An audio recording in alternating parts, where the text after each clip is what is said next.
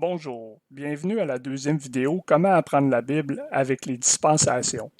Si vous n'avez pas vu la première vidéo sur comment comprendre la Bible avec les dispensations, je vous invite à voir cette première vidéo avant de voir celle-ci, car ces vidéos sont bâties sur le principe ligne sur ligne, précepte sur précepte selon Ésaïe chapitre 28 verset 10, car précepte doit être sur précepte, précepte sur précepte, ligne sur ligne, un peu ici et un peu là.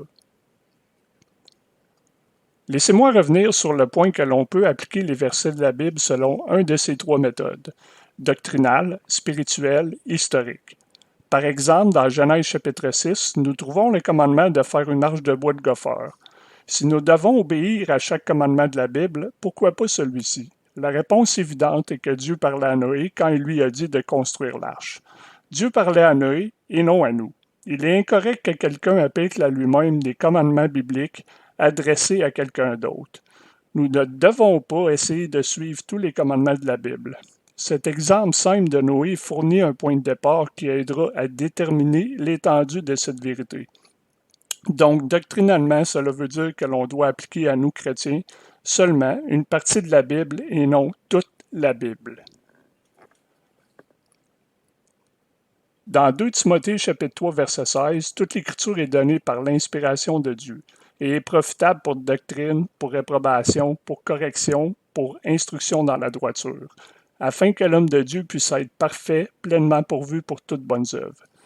Toute l'écriture est profitable pour nous enseigner selon 2 Timothée chapitre 3 verset 16, mais nous ne devons pas appliquer chaque verset à nous dans la vie quotidienne, comme j'ai donné dans l'exemple avec Noé. Un autre exemple que j'ai mentionné est celui-ci. Une personne peut perdre le Saint-Esprit par le péché dans 1 Samuel chapitre 16 verset 14. Contre le Saint-Esprit, seul le chrétien ne le laissera jamais dans Éphésiens chapitre 1 verset 13. J'ai utilisé Éphésiens chapitre 5 verset 30 dans la vidéo précédente, mais dans celui-ci j'utiliserai Éphésiens chapitre 1 verset 13. Dans 1 Samuel chapitre 16, « Et l'Esprit du Seigneur se retira de Saul, et un esprit malin du Seigneur le troublait. » Nous voyons dans cet exemple de l'Ancien Testament que l'Esprit de Dieu se retira de Saul. Certains chrétiens utilisent cet exemple pour dire que les chrétiens peuvent perdre cet esprit, versus dans Éphésiens chapitre 1, en qui vous aussi vous vous êtes confiés après que vous ayez entendu la parole de vérité, l'évangile de votre salut, en qui aussi après que vous avez cru, vous avez été scellés de ce Saint-Esprit de la promesse. Il est clair qu'en diffusant la parole de Dieu que l'on réalise que le chrétien dans la dispensation de la grâce ne peut pas perdre le Saint-Esprit, comparativement à Saul dans l'Ancien Testament. Nous ne pouvons pas appliquer doctrinalement 1 Samuel chapitre 16 verset 14 à nous, mais nous pouvons l'appliquer spirituellement.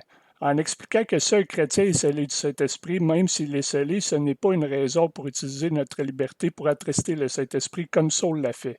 Mais même si nous l'attristions, ça n'aurait pas la même conséquence néfaste que cela a eu dans la vie de Saul.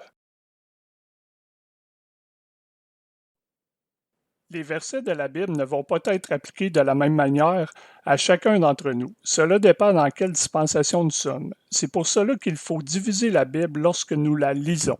La diviser, mais en essayant d'apprendre certaines leçons avec chaque verset de la Bible. Mais qu'est-ce qu'une dispensation? Une dispensation est une manière différente de Dieu d'interagir avec les hommes. Nous reviendrons dans une autre vidéo sur cette charte plus en détail. Dieu a utilisé différentes personnes pour parler aux êtres humains. En voici quelques exemples dans les prochaines images. Une des personnes que Dieu a utilisées pour parler aux êtres humains est Moïse. Moïse a écrit les 5 premiers livres de la Bible.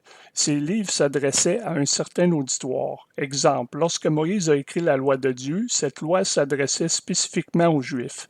Oui, nous, chrétiens, pouvons apprendre de cette loi, mais cette loi n'est pas adressée à nous particulièrement. Je vais vous donner un exemple concret. Prenons les Adventistes du 7e jour. Ils ne travaillent pas le samedi qui est le sabbat pour le peuple juif, car Dieu dit dans la Bible, dans Exode chapitre 20, « Tu travailleras 6 jours et tu feras tout ton travail. Mais le 7e jour est le sabbat du Seigneur ton Dieu. En ce jour-là, tu ne feras aucun travail, ni toi, ni ton fils, ni ta fille, ni ton serviteur, ni ta servante, ni ton bétail, ni l'étranger qui est dans tes portes. Car en 6 jours le Seigneur a fait le ciel et la terre, la mer et tout ce qui est en eux, et il s'est reposé le 7e jour. C'est pourquoi le Seigneur a béni le jour du sabbat et l'a sanctifié. Moïse a écrit cette loi pour les Juifs, donc ce n'est pas un commandement pour les chrétiens d'observer le samedi. Donc on ne doit pas suivre ce commandement aujourd'hui en 2020. On ne peut pas appliquer cette loi à nous chrétiens aujourd'hui, car Dieu nous dit dans le Nouveau Testament après la mort de Jésus de se réunir le premier jour de la semaine. Donc, dans la dispensation de la grâce, une période d'environ 2000 ans après la mort de Christ, nous les chrétiens devons s'assembler le dimanche et non le samedi comme les Juifs.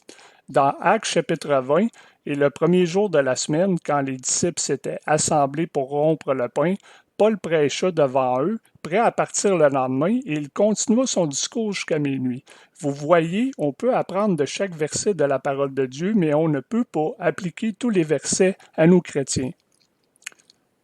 Donc, voyez-vous, si vous ne divisez pas la Bible selon les dispensations, vous allez voir dans la charte, j'ai mis une flèche pour les divisions des livres de la Bible, vous allez vous retrouver avec une tonne de contradictions. Quelle est la journée que nous devons adorer Dieu? Est-ce le samedi ou dimanche? Dieu dit une journée. Les deux sont vrais. Samedi était pour les Juifs durant la dispensation de la loi. Dimanche est pour les chrétiens, personnes sauvées dans la dispensation de la grâce. Donc, il est vraiment important quand vous lisez un livre de la Bible, car la Bible est composée de 66 livres, de vous poser la question, qui est la personne qui a écrit ce livre sous l'inspiration de Dieu et à qui cette personne s'adresse?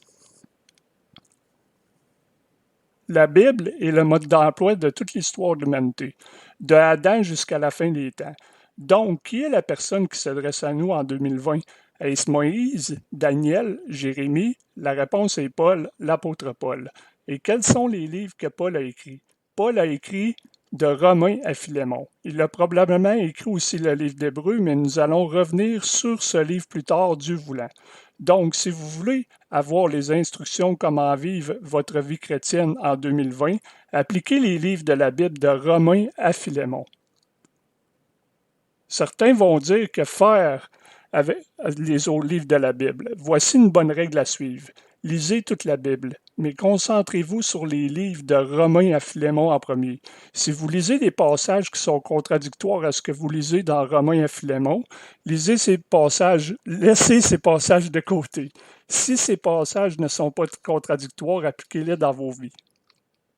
Comme dans ce verset, dans Matthieu chapitre 10, verset 5, Jésus envoya ces 12-là et leur commandant disait, « N'allez pas sur le chemin des gentils, n'entrez pas dans aucune ville des Samaritains, mais allez plutôt vers les moutons perdus de la maison d'Israël. » Versus,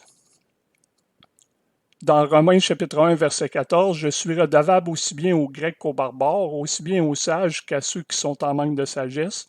Ainsi, pour autant qu'il est en moi, je suis prêt à prêcher l'Évangile à vous aussi qui êtes à Rome. » Donc, dans Matthieu, Jésus envoya ses disciples seulement aux brebis perdues d'Israël. Pourtant, après sa mort, Jésus choisit Paul comme disciple et l'envoya aux gentils, non aux brebis perdues d'Israël dans Matthieu. Souscrivez à ce YouTube channel si vous l'avez aimé pour avoir d'autres vidéos comme celle-ci. Merci et bonne journée.